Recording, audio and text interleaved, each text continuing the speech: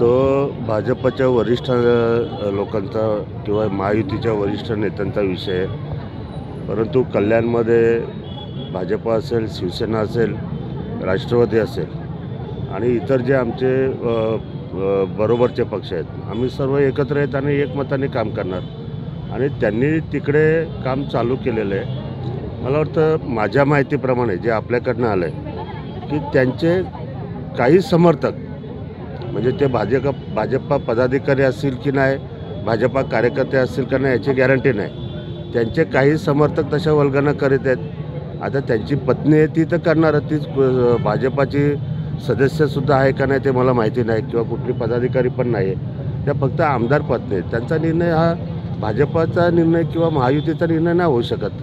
त्यामुळे त्या जरी काहीतरी बोलत असतात तरी महायुतीवरती कल्याण आणि भिवंडी या दोन्ही मतदारसंघामध्ये कुठल्याही प्रकारचा वाद नाही आहे। आम्ही सर्व एकत्र आहोत आणि एक दिलाने काम करू।